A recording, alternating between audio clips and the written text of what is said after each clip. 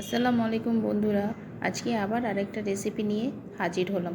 কালকে চিলি চিকেনের সঙ্গে পনির করেছিলাম, তাই ভাবলাম আপনাদের সঙ্গে শেয়ার করি। আমি এখানে পনির আর আলুগুলোকে চারকোনা করে কেটে নিয়েছি। এবার পনিরগুলোকে গরম তেলের মধ্যে লাল লাল করে ভেজে নেব। এই যে দেখুন, এইভাবে ভেজে নেব আমি লাল লাল করে। আমার পনির ভাজা হয়ে গেছে। এবার আমি ওই তেলের মধ্যেই কেটে রাখা আলুগুলোকে লাল লাল করে ভেজে নেব। আলুগুলো যখন আমি ভাজি তখন তেলের মধ্যে সামান্য লবণ আমি দিয়ে দিয়েছিলাম, যেন আলুগুলো সেদ্ধ হয়ে যায়। আর এখানে আমি টমেটো, পেঁয়াজ, কাঁচা লঙ্কা আর কাজু দিয়ে একটা পেস্ট বানিয়ে নেব। এবার একটা কড়াইয়ে তেল গরম করে নেব।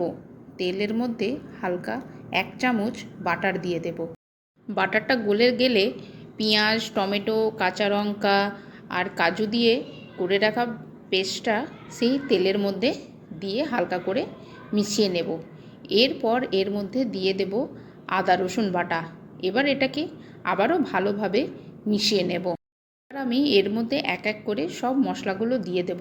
লবণ, হলুদ, জিরে গুঁড়ো, ধনে গুঁড়ো, কাশ্মীরি লঙ্কার গুঁড়ো, একটু লঙ্কার গুঁড়ো দিয়ে সেটাকে ভালোভাবে মিক্স করে নেব, দিয়ে মশলাটাকে ভালোভাবে কষিয়ে নেব। দেখুন, আমার মশলাটা হালকা হালকা কষানো হয়ে গেছে। সাইডে তেলও ছেড়ে দিতে লেগেছে। এই যে আমার মশলাটা পুরোপুরি এবার কষানো হয়ে গেছে।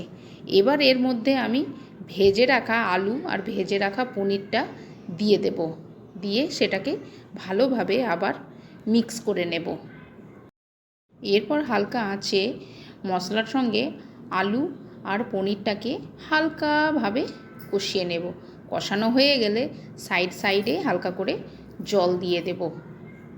জলটা ফুটে আসলেই ভালোভাবে মিক্স করে নিলেই রেডি আমার পনির মশালা। এই যে দেখুন, আমার পনির মশালা রেডি। আবার কালকে আরেকটা রেসিপি নিয়ে হাজির হব। আজকের জন্য টাটা।